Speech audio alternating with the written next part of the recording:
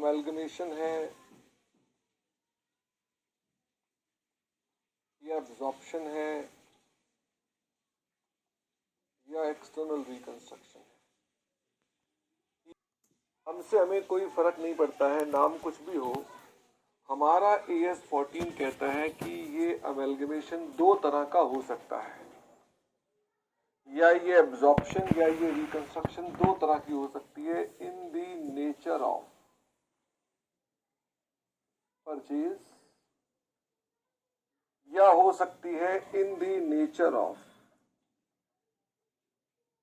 Merger. Merger हमने आपके साथ अभी तक नहीं किया है। हम जब बोलते हैं in the nature of purchase, तो हमने कहा कि इसके अंदर हमको तीन चीजों की आवश्यकता पड़ती है। एक तो हमें आवश्यकता पड़ती है कैलकुलेशन ऑफ परचेज कंसिडरेशन की, कि पीसी निकालनी है। दूसरी हमें आवश्यकता पड़ती है बुक्स ऑफ न्यू कंपनी की, और तीसरी हमें आवश्यकता पड़ती है बुक्स ऑफ ओल्ड कंपनी की। यानी तीन चीजों की इसके अंदर आवश्यकता होती है। परचेज कंसिडरेशन को निकालने के लिए हमारे पास दो मेथड्स हैं, नेट पेमेंट्स मेथड जो कि हमारी फर्स्ट प्रेफरेंस है, और दूसरा नेट एसेट्स मेथड जो कि हमारी सेकंड प्रेफरेंस है। हम नेट पेमेंट्स मेथड को कहां कहां पर अप्लाई करते हैं? अगर क्वेश्चन में डिटेल्स गिवन है रिगार्डिंग कौन सी payment, payment for equity share holder and preference share holder by new company, तो हम तब अपने पास पेमेंट मेथड लगाते हैं। तो इसका मतलब डिटेल किसकी होनी चाहिए? इन दोनों की डिटेल होनी चाहिए, तो बात करते हैं। प्रेफरेंस की डिटेल तो दी होती है, कोई प्रॉब्लम नहीं होती है, बट इक्विटी शेयर होल्डर्स में अलग अलग तरीके हैं, वेरियस तरीके हैं जिसमें क्वेश्चन आपको डिटेल दे सकता है। वो क्या बता सकता है? कभी कभार तो आपको वो स्वैप रेशो बता देता है। कभी कभार तो वो स्वैप रेशो बता देता है कि साहब ये रही स्वैप रेशो। स्वैप रेशो में फिर हम अपने पास जब पीसी निकालते हैं तो हम कैसे निकालते हैं? हम देखते हैं कितने number of new company share issue करने हैं आउट ऑफ कितने ओल्ड कंपनी के शेयर्स हेल्ड होने चाहिए इनटू ओल्ड कंपनी के नंबर ऑफ शेयर्स। याद आया आपको अपने पास गुरमीत? हम इस तरह से अपने पास स्वैप रेशो को कैलकुलेट करके अपने पास अपने नंबर ऑफ शेयर्स कैलकुलेट कर लेते हैं। लेकिन कई दफा हमारे सवालों में वैल्यूज दी होती हैं। ये कौन सी वैल्यूज है? या तो ये मार्केट वैल्यूज है या ये फेयर वैल्यूज है। ये हमारे पास अगर है, इंट्रिंसिक वैल्यू भी हमारी फेयर वैल्यू होती है। अगर ये वैल्यूज है तो इससे भी आप नंबर ऑफ शेयर निकाल सकते हैं। इसके लिए क्या आप करते हो? अब वैल्यू ऑफ किसकी देखो? ओल्ड कंपनी की, डिवाइडेड बाय वैल्यू ऑफ किसकी? न्यू कंपनी की। रटने वाले बच्चों को दिक्कत हो सकती है, बताओ क्या? वो कहेंगे सर ऊपर तो आपने न्यू कंपनी के नंबर ऑफ शेयर इशू लिखे हैं, यहाँ ओल्ड कंपनी लिखी है। तो भाई आप मेरे ख्याल से आप ध्यान देख रहे हैं, ठीक है? रटने वाले बच्चे परेशान हो जाते हैं, कहते हैं कभी तो ओल्ड ऊपर लिखते हो। मैं बहुत कॉन्सेप्ट वाइज हमने समझा रखा है कि ऐसा क्यों बना और ऐसा क्यों है। हमने आपसे कहा कि ये हमारे पास नंबर ऑफ शेयर्स हैं, बट कभी कभार क्वेश्चन में मेंशन्ड होता है टू कैलकुलेट इंट्रिंसिक वैल्यू। अगर क्वेश्चन में मेंशन्ड है कि इंट्रिंसिक वैल्यू कैलकुलेट करें, उससे भी हम लोग काम करते हैं। इंट्रिंसिक वैल्यू को कैलकुलेट करने के लिए ये केवल इक्विटी शेयर की ही वैल्यू निकाली जाती है, और इंट्रिंसिक वैल्यू निकालने के लिए हम लोग फेयर वैल्यू देखते हैं ऑफ एसेट्स में से माइनस कर देते हैं फेयर वैल्यू ऑफ लायबिलिटी में माइनस कर देते हैं fair value of preference shares divided by number of shares. कौन से शेयर? Equity share. इससे भी हम लोग अपने पास इंट्रिंसिक वैल्यू को कैलकुलेट कर लेते हैं। हम इंट्रिंसिक वैल्यू हर बार नहीं निकालते। कहां निकालते हैं? जहां क्वेश्चन में कहा जाता है। जब हम अपने पास यहां पर कैलकुलेशन करते हैं तो इसकी पीसी का एक फॉर्मेट है जहां पर हम लिखते हैं payment to, payment in, workings and amount. क्योंकि पेमेंट जो हम करेंगे वो सिर्फ इक्विटी शेयर होल्डर को या प्रेफरेंस शेयर होल्डर को हो सकती है। पेमेंट कैश में भी हो सकती है, इक्विटी शेयर में हो सकती है, प्रेफरेंस शेयर में हो सकती है, या किसी और फॉर्म में भी पेमेंट हो सकती है। जो वर्किंग्स है वो वर्किंग्स को कैसे कैलकुलेट करते हैं, मैंने नंबर ऑफ शेयर्स निकालने बताए कि इस तरह से हम कैलकुलेशंस करते हैं। वर्किंग्स की डिटेल वहां दे दी है। This is called purchase consideration. ये मैंने आपको एक फॉर्मेट बताया था कि आप इस तरह से देखते हैं। हम आमतौर पे जब यहाँ शेयर्स लिखते हैं तो लिखते हैं कि ऑफ रुपीज कितना है और साथ में बताते हैं एट रुपीज कितना है। हम ये सब बताते हैं। लेटर ऑन आपको यहाँ पर भी वो चीज नंबर ऑफ शेयर्स के साथ एक्सप्रेस करते हैं। कभी कभार सवाल में डिबेंचर्स का मुद्दा भी आ जाता है। Debentures are not part of PC. ये पीसी का पार्ट नहीं होते हैं। डिबेंचर्स को हम पीसी के पार्ट में नहीं लेते हैं। कई बार एक्सपेंसेस की पेमेंट भी होती है, एक्सपेंसेस की पेमेंट भी होती है, ये भी they are not part of PC. कई बार कोई लायबिलिटीज को भी पे करने के लिए कह देता है, लायबिलिटीज ऑफ ओल्ड कंपनी को पेमेंट कर रहे हैं, ये भी नहीं है पार्ट ऑफ पीसी। यानी इनको परचेज कंसिडरेशन में हम लोग अपने पास नहीं लेते हैं। दूसरे मेथड का नाम था नेट एसेट मेथड। जहां पर आप ये मेथड नहीं लगा पाते वहां पर हम एसेट्स मेथड लगाते हैं। एसेट मेथड का फॉर्मूला क्या है? सन्ड्री एसेट्स जो हमने टेक ओवर किए हैं, जो टेकन ओवर है एट एग्रीड वैल्यू, इसमें से हम क्या माइनस कर देते हैं? हम इसमें से माइनस कर देते हैं sundry liabilities taken over at agreed values. तो क्या निकल आती है? परचेज कंसिडरेशन निकल आती है। इसके नीचे में एक मोड भी लिखते हैं कि ये पे कैसे होगा। इन ये हो सकता है कैश में पे हो, ये हो सकता है इन प्रेफरेंस शेयर्स हो, ये हो सकता है इन इक्विटी शेयर्स हो। क्योंकि इसके अंदर आपके पास डिटेल पूरी नहीं होती है तो एक ना एक चीज बैलेंसिंग फिगर आ जाती है। बैलेंसिंग फिगर कैसे भी? इक्विटी शेयर इतना कैश है तो बाकी इतने इक्विटी शेयर होंगे, या इतने प्रेफरेंस शेयर है तो बाकी इतना होगा। इसमें जब एग्रीड वैल्यू निकालते हैं तो इसमें एक आइटम थी डिबेंचर्स। डिबेंचर्स की एग्रीड वैल्यू को हमें ढूंढना पड़ता है कि इसकी एग्रीड वैल्यू क्या होती है। तो क्वेश्चन में अलग अलग प्रकार से वो आपको बता देता है कि इसकी एग्रीड वैल्यूज कैसे है, जिसको हमने एक स्टेटमेंट के रूप में कन्वर्ट कर लिया था। हमने कहा आप ओल्ड कंपनी की जो बुक वैल्यू है, जो बुक्स में लिखी है, उसके साथ मल्टीप्लाई करेंगे रिडम्पशन की शर्तें कि रिडम्पशन की टर्म्स क्या है। ये क्वेश्चन में गिवन होंगी। मान लो कुछ भी हो सकता है, ये गिवन हो सकती है। और अगर कभी आपको एज्यूम करना पड़े, इफ आपको एज्यूम करना पड़े, तो आप इसे क्या एज्यूम करना? 100%। अगर कभी आपको एज्यूम करना पड़े तो, लेकिन ध्यान दें एज्यूम तभी करें जब आपको करना पड़े। तो अगर एज्यूम नहीं करना पड़े तो एज्यूम करने की आवश्यकता नहीं है। वैसे ही मैंने कहा ये हमेशा एग्रीड वैल्यू, इन दोनों के प्रोडक्ट को एग्रीड वैल्यू बोलते हैं। We call it this is your agreed value. ठीक है, this is called your agreed value.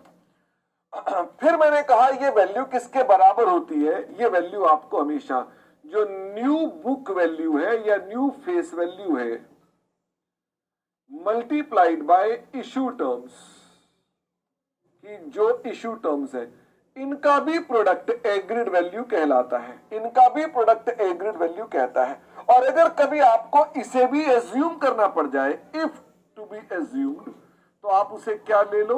100%। आमतौर पे अगर मान लीजिए उसने 3 वैल्यूज दे रखी हैं तो will you need any assumption? अगर मान लो इन 4 में से, अगर मान लो 1 2 3 4 में से आपको उसने 3 वैल्यू दे रखी है तो do you need the fourth one to be assumed? The answer is no. लेकिन होता क्या है, जब इसमें से 2 चीजें गायब कर देता है तो we need to apply assumption. ऐसे में हम 100% के एजम्पशंस अपने पास अप्लाई करते हैं। ये एग्रीड वैल्यू को हम लोग अपने पास परचेज कंसिडरेशन में डालते हैं और हम उसके बाद इसको यहां पर कैलकुलेट करते हैं। सन्ड्री एसेट्स को जब लिखते हैं तो इनमें कभी कभार गुडविल की वैल्यू भी कैलकुलेट करनी पड़ सकती है कि गुडविल की कैलकुलेशन के लिए इफ डेटा दे रखा है तो आपको इसे भी कैलकुलेट करके इंक्लूड करना पड़ेगा, अगर मान लीजिए आपके पास क्वेश्चन में डेटा आ जाता है। हम सन्ड्री एसेट्स में यहां पर प्रोविजन फॉर डाउटफुल डेट्स को नेट करके दिखा देते हैं डेटर में, क्योंकि आपको उसको अलग से रिपोर्ट करने की आवश्यकता नहीं होती, क्योंकि जनरल एंट्रीज में अलग से रिपोर्ट करने की आवश्यकता है, हमको और कुछ नहीं करना होता। इस पीसी में भी हम लोग इग्नोर करते हैं। इस पीसी में क्या इग्नोर करते हैं? जो एक्सपेंसेस की पेमेंट है, जो एक्सपेंसेस की पेमेंट है, हम उसको इग्नोर करते हैं बाय न्यू कंपनी। हम बोलते हैं वो हमारा पीसी का पार्ट नहीं है, उसको भी अपने पास हम कंसिडर नहीं करते हैं। ये सारी की सारी जो कैलकुलेशंस करते हैं, इसके पीछे इसका सोर्स है अकाउंटिंग स्टैंडर्ड 14 यानी अकाउंटिंग फॉर अमेलगमेशन, जिसके मुताबिक हम ये सारा काम करते हैं। रियल में यही AS 14 का पार्ट है। फिर हमने आपको बुक्स ऑफ न्यू कंपनी बताई थी, तो बुक्स ऑफ न्यू कंपनी में मैंने आपको कहा सबसे पहली एंट्री होती है बिजनेस परचेज टू लिक्विडेटर। किसने पैसे होती है? With the amount of business purchase के लिए परचेज कंसिडरेशन। इस एंट्री में आपको कभी भी प्रॉब्लम नहीं आती, ये एंट्री आपकी सबसे सिंपल होती है। फिर हम एक और भी एंट्री डालते हैं। जो अगली एंट्री आती है वो क्या है? Sundry assets account debit. हम किस पर लिखते हैं? At agreed value. और यहां पर अगर मान लीजिए डेटर्स पे प्रोविजन बनानी है, तो हम डेटर्स को अलग दिखते हैं और उसकी प्रोविजन को अलग दिखते हैं। टू डिवेंचर होल्डर्स लिखते हैं, वो भी किस पर लिखते हैं? Agreed value. इसके अलावा सन्ड्री लायबिलिटीज भी लिखते हैं, किस पर लिखते हैं? Agreed value. Provision for doubtful debts भी लिख देते हैं at agreed value to business purchase. मेरे पास इस एंट्री में डिफरेंस आ सकता है। अगर इस एंट्री में डिफरेंस आता है तो इस डिफरेंस को हम क्या बोलते हैं? वी कॉल इट गुडविल और कैपिटल रिजर्व। हम उस डिफरेंस को गुडविल और कैपिटल रिजर्व के नाम से बोलते हैं। कभी कभार अगर मान लीजिए हम गुडविल सीआर ढूंढते हैं विदाउट जनरल एंट्री, तो उसके लिए हम अपने पास without general entry goodwill capital reserve को कैसे ढूंढते हैं? हम कहते हैं पीसी पेड में से क्या माइनस कर दो? पीसी पेड में से sundry assets minus sundry liabilities, जो नेट एसेट्स हैं उनको ले लो एट एग्रीड वैल्यूज, उनको यहां पर लिख दो। मैंने कहा इन एसेट्स में डू नॉट टेक गुडविल। यहां गुडविल को ना ले। यहां गुडविल को क्यों ना ले? क्योंकि गुडविल ही तो आपने ढूंढनी है। इसका मतलब हम अपने पास बैलेंसिंग फिगर को जो बचेगा गुडविल बोलते हैं। तो कभी कभार जहां जहां मुझे मौका लगता है स्मार्ट मेथड का, वहां मैं स्मार्ट मेथड लगाता हूं, नहीं तो ये भी मेथड है। ओके, किन केसेस में स्मार्ट मेथड लगता है इसका कोई कॉन्सेप्ट नहीं है। ये क्वेश्चन टू क्वेश्चन डिपेंड करता है। क्वेश्चन ने क्या मांगा है, मुझे कितने नंबर में कैलकुलेशन मांगी है, मैं अकॉर्डिंगली उसको करता हूं। Okay, you can not learn कि ये कब बनाना और ये कब बनाना है, इसका कोई रूल नहीं है। ओके, ये क्वेश्चन टू क्वेश्चन डिपेंड करता है। इसीलिए इस चैप्टर की हमने खूब सारी प्रैक्टिस भी की है। फिर हमने कहा हमको पेमेंट करनी पड़ती है liquidator account debit to equity share capital, preference share capital, to cash, to debentures, to security premium. हम इक्विटी वालों को डिबेंचर भी दे सकते हैं, इसलिए मैंने डिबेंचर लिखा है, ठीक है ना, क्योंकि पेमेंट इन एनी फॉर्म हो सकती है, तो एनी फॉर्म में डिबेंचर भी आ जाते हैं। तो ये हम अपने पास पीसी पे करते हैं। आई होप इसमें भी आपको कभी भी कोई प्रॉब्लम नहीं आई है। तो फर्स्ट एंट्री में और थर्ड एंट्री में आपको कभी भी प्रॉब्लम नहीं आती है। इसी एंट्री में आपको कभी कभार मत्थापच्ची करनी पड़ती है। इसके अलावा हमें अपने पास यहां पर एक कॉन्ट्रा आइटम को एलिमिनेट करना पड़ता है। तो कॉन्ट्रा आइटम को एलिमिनेट करने की एंट्री क्या होती है? Liability account debit to assets. ये एंट्री तभी होगी अगर क्वेश्चन में मेंशन्ड है। अगर क्वेश्चन में मेंशन्ड है कोई कॉन्ट्रा, तभी एंट्री होगी, अन्यथा नहीं होगी। इसके अलावा हमारे क्वेश्चन में पेमेंट टू डिबेंचर होल्डर्स भी हो सकती है। तो डिबेंचर होल्डर्स को आप क्या देंगे? आप उनको नए डिबेंचर देंगे। कौन से वाले डिबेंचर देंगे? जो ये वाले डिबेंचर्स थे न्यू बुक वैल्यू के, और उसमें भी सिक्योरिटी प्रीमियम या डिस्काउंट आ सकता है। वो डिपेंड करता है आपके पास based on the issue terms की, आपके पास इशू के हिसाब से ये अमाउंट कितना कितना था। इसके अलावा क्या कोई और भी एनी अदर लायबिलिटी की पेमेंट करने के लिए क्वेश्चन कह सकता है कि क्रेडिटर को पे करो? एक क्वेश्चन मैंने आज किया भी था जिसमें ट्रेड पेबल को क्वेश्चन ने क्या लिखा था कि आप उनको इक्विटी शेयर्स में पे कर दो। किसी क्वेश्चन 52 में था शायद। तो वहां पर आप इस तरह से भी करते हैं अपने पास। इसके अलावा हम खर्चों को भी पे करते हैं। जब हम पुरानी कंपनी के खर्चों को पे करते हैं तो एंट्री होती है goodwill account debit to cash. पर ध्यान ये रखना पड़ता है कि जो आपके पास ये गुडविल आई थी, इस गुडविल को इससे हम बाद में क्या कर देंगे? सेट ऑफ कर देंगे। अब ये गुडविल और ये गुडविल जुड़ जाएगी या ये कैपिटल रिजर्व और ये गुडविल सेटअप हो जाएगा और फाइनली उनमें से एक ही चीज बचेगी।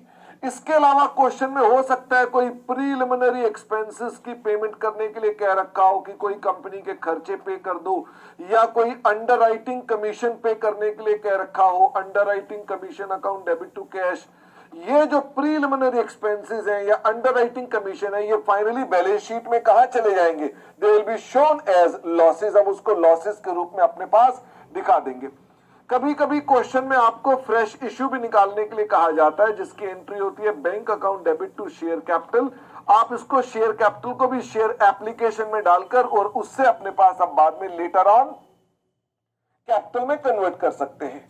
कभी कभार सवाल के अंदर स्टॉक होता है जो कि दूसरी कंपनी से परचेज्ड होता है, आपस में ही परचेज्ड होता है। उस केस में मुझे अपने पास स्टॉक का वैल्यू डाउन करनी पड़ती है, उसको बोलते हैं यूपी, अनरियलाइज्ड प्रॉफिट। ये डेबिट किसे करना पड़ सकता है? पीएनएल को डेबिट करना पड़ सकता है। किसके केस में? अगर न्यू कंपनी ने प्रॉफिट कमाया था तो एंट्री बनती है PNL account debit to stock.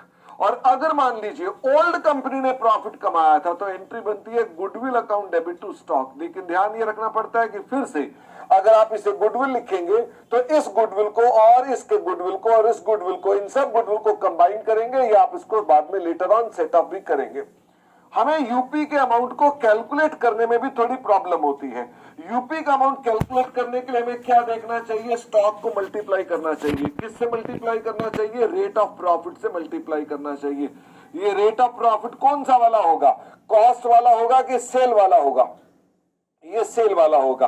और इसमें से क्या लेस कर देना चाहिए?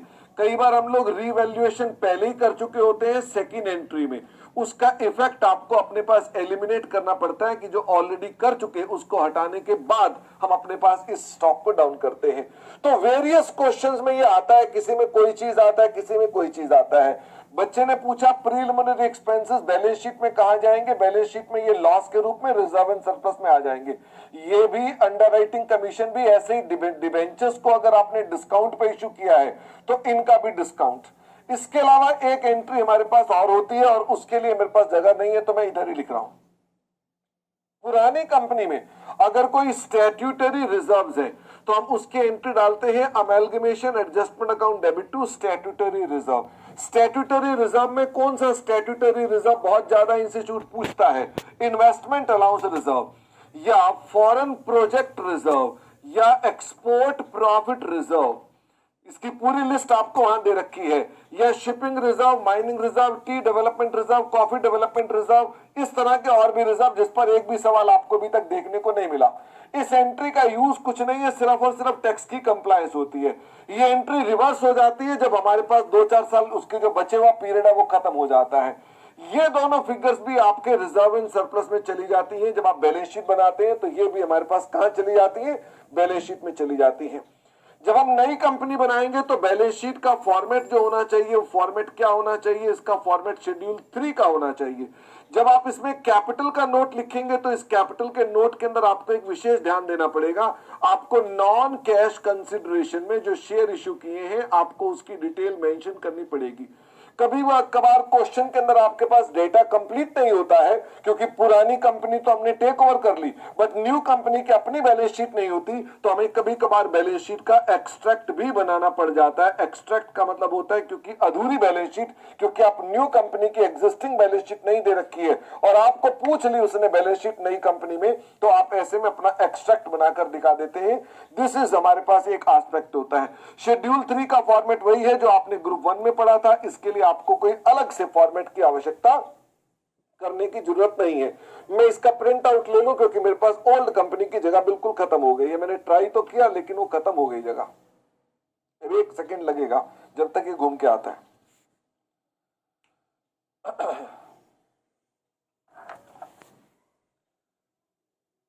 इसके अलावा हमारे पास आता है बुक्स ऑफ ओल्ड कंपनी।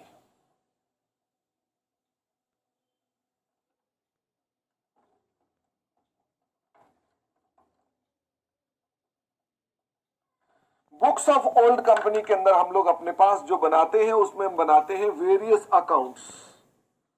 तो हम स्टेप 1 पे वेरियस लेजर्स ओपन करते हैं, जिनमें कौन कौन सा अकाउंट होता है, जिनमें रियलाइजेशन अकाउंट बनता है, जिनके अंदर हमारे पास इक्विटी शेयर होल्डर अकाउंट बनता है, जिसमें हमारे पास प्रेफरेंस शेयर होल्डर अकाउंट बनता है, कभी कभार कैश या बैंक भी बनता है।